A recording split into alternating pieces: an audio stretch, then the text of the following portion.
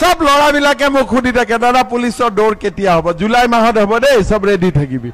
বুজি পালি না কিন্তু মোক কৈছে এডি আৰু জুলাই পোষ্ট বঢ়াই দিব লাগে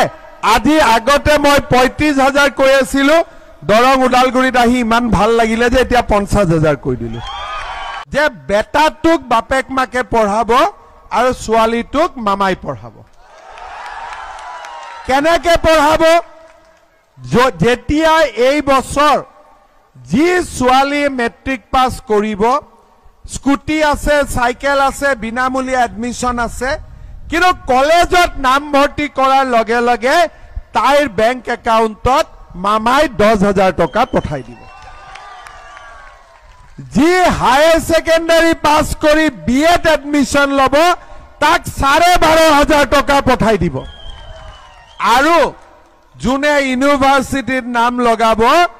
হি ২৫,০০০ টকা তাইৰ বেংক একাউণ্টত আমি পঠাই দিম অসমত মোদীৰ গ্যাৰেণ্টি চলিব মামাৰ ওয়াৰেণ্টি চলিব ঠিক আছে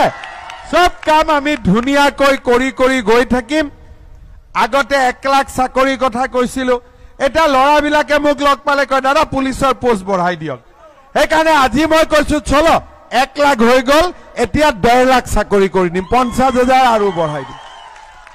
আজিকালি দালাল বিলাক নোহোৱা হোৱাৰ পিছত সব ল'ৰাবিলাকে মোক সুধি থাকে দাদা পুলিচৰ দৌৰ কেতিয়া হ'ব জুলাই মাহত হ'ব দেই সব ৰেডি থাকিবি বুজি পালি না কিন্তু মোক কৈছে এডি আৰু জুলাইত পোষ্ট বঢ়াই দিব লাগে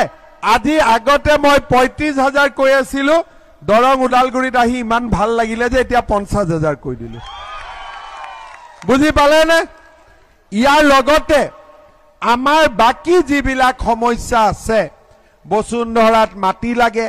তাৰো কাম আমি চলাই যাম বসুন্ধৰা ৩ আৰম্ভ হ'ব